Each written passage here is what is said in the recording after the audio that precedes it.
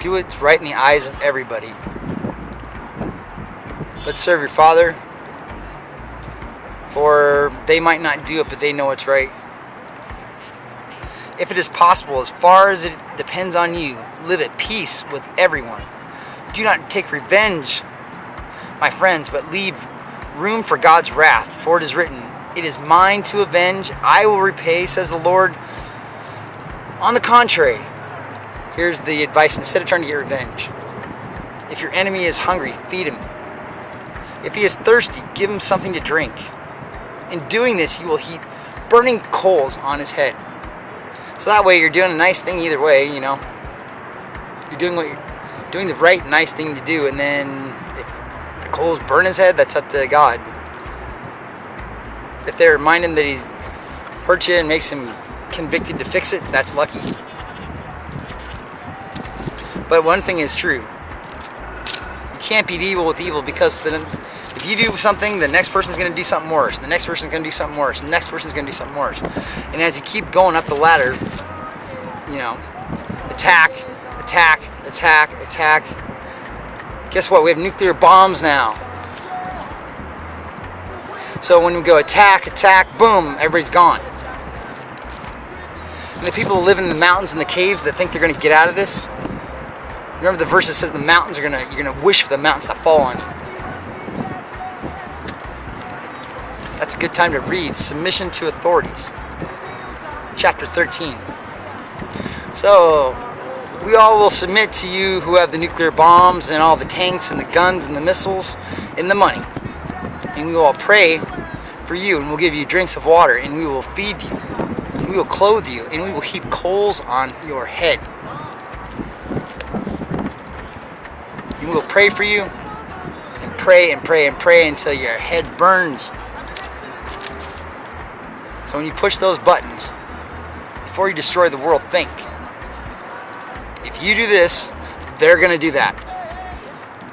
Do not be overcome with evil. Do not be overcome by evil, but overcome evil with good. So how do we overcome Islam? How do we overcome the terrorists? How do we overcome the Jews? How do we overcome the EU? How do we overcome the one world order? How do we overcome if there's aliens coming?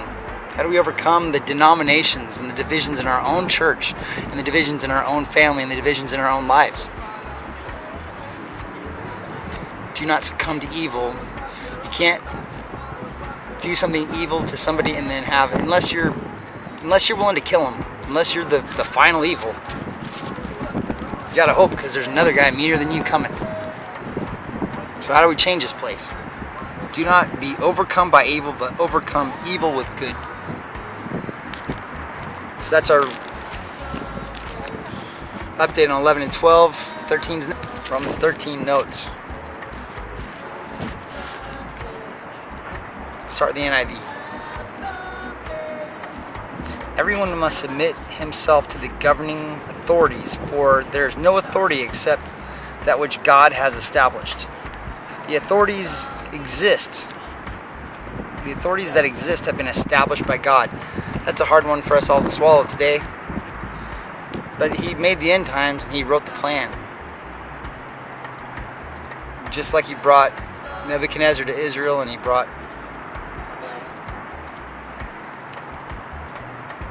Rome, Persia, the Greeks. There's consequence for not listening, and we're about to come and feel it full force. So what are we supposed to do? Even now, submit to authorities, which is God first, and He says submit to the ones that He put in charge. Everyone must submit himself to the governing authorities, for there is no authority except that which God has established. So the blue bloods that He put in charge, He knows. And as the pastors get judged first, I'm sure the masters and the blue bloods get judged second. For who's given much, much is required. And isn't it written that the nobles will become noble? And as we go through these verses, know that it convicted my soul to the bottom lineness of God. Just the bottom line. The authorities that exist have been established by God. Consequently, he who rebels against the authority is rebelling against what God has instituted, and those who do so will bring judgment on themselves. So if you rebel against authority right now, even as bad as it is, you're going to bring judgment on yourself. Because if you look around, it's not that bad around here at the moment. Pray it's always like this. The bad news is just on TV.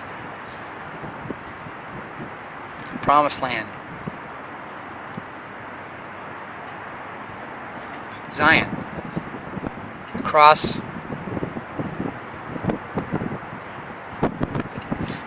Three 13:3. For rulers hold no terror for those who do right. Like Nebuchadnezzar was pretty nice to Daniel and Meshach and Abednego until they wouldn't do the one thing. So were they supposed to submit to that authority or submit to the higher authority?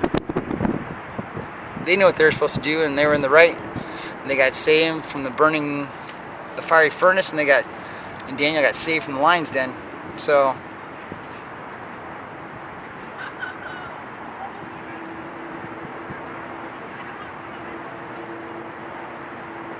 submit to authority. So when Jesus went into the temple and cleared out the money changers, he's submitting to the authority of his Father.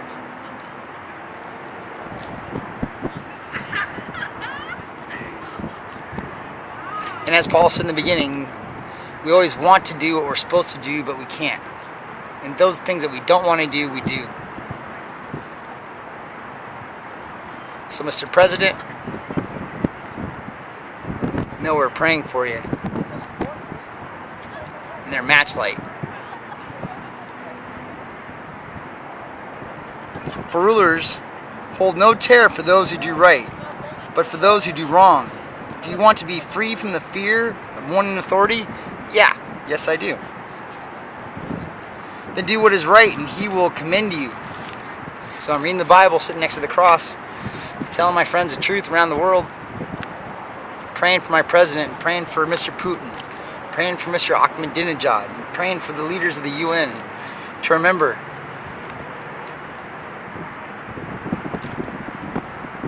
at first it was just punching, and then it was knives, and then it was, or first I'm sure, sticks, knives, guns, tanks, bombs. I have nuclear bombs. And a little man in North Korea that wants to start it. And a bunch of world leaders sitting behind the scenes that run the money, paying for both sides to go ahead and do it, knowing that whoever loses is going to pay. But what if the nuclear war gets out of control?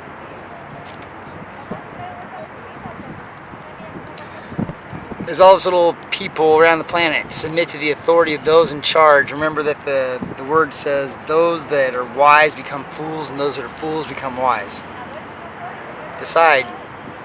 You're going to be like Pilate.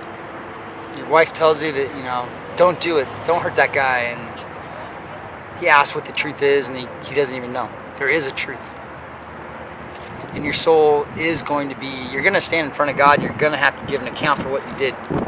So don't even be too bad that you can't imagine standing in front of him saying, yeah, I did that.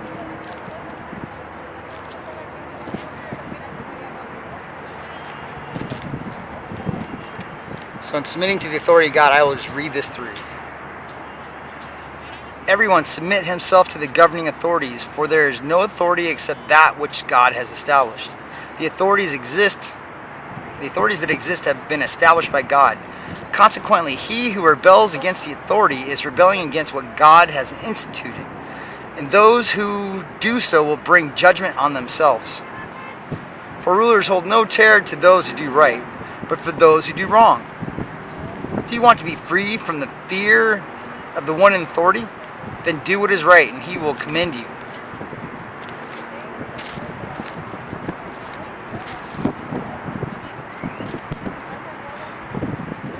For he is God's servant to do good. But if you do wrong, be afraid, for he does not bear the sword for nothing. He is God's servant, an agent of wrath, to bring punishment on the wrongdoer. Therefore, it is necessary to submit to the authorities not only because of the possible punishment, but because of conscience. This is also why you pay taxes. And I still have to file mine. This is also why you pay taxes, for the authorities are God's servants who give their full time to governing.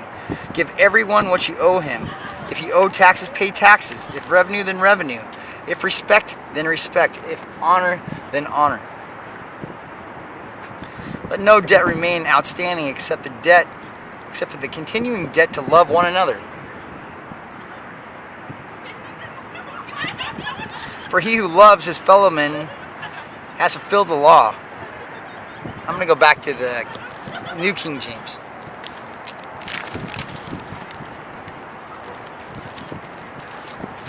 It's a little easier than the regular King James and a lot more accurate than the NIV. So let's just take a sample.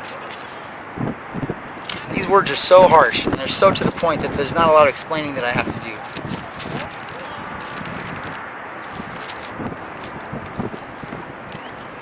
It's more like just a lot of submitting that I have to do.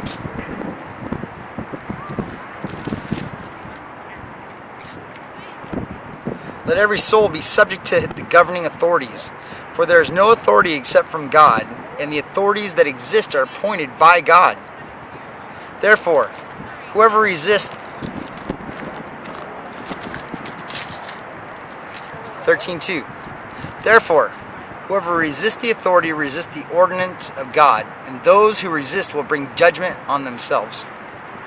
For rulers are not a terror to good works, but to evil. Do you want to be unafraid of the authority? Do what is good, and you will receive praise from the same. Those that go into captivity, go into captivity. Those that live by the sword, die by the sword. So for as long as the rulers, here's what God's telling you about the ruler, or what Paul's saying. So the ruler ahead of you, for he is God's minister to you for good. But if you do evil, be afraid. For he does not bear the sword in vain, for he is God's minister, an avenger to execute wrath on him who practices evil. Therefore you must be subject not only because of the wrath, but also for conscience sake. For because of this you also pay taxes, for they are God's ministers, attending continually to this very thing. 13:6, one more time. For because of this, this is from my wife. For because of this, you also pay taxes, for they are God's ministers, attending continually to this very thing. Render therefore to all their due, taxes to whom taxes are due, customs to whom customs are due, fear to whom fear, honor to whom honor. So whoever you're supposed to fear, fear him, and whoever you're supposed to honor, honor him. Love your neighbor, 13:8. Owe no one anything except to love one another, for he who loves another has fulfilled the law. So instead of trying to remember all the rules, just try to love. I'm talking to myself and all the people out there that know all the rules and watch everybody do what they do and forget that it's by faith that we're saved. And each one of us has our own walk and our own journey. 13:8. Owe no one anything except to love one another, for he who loves another has fulfilled the law. For the commandments, you shall not commit adultery, you shall not murder, you shall not steal. By the way, I just learned from a friend of mine in our Facebook group, there are more than one set of 10 commandments, depending on which religion you're in. The Catholics have one set, the Jews have another one, I guess the Protestants have another one. I thought there was one set. So take these in the order of the denomination of the church that you're in, but know that most all of them should be the same. The second commandment in the Catholic Bible is conspicuously not the same as ours.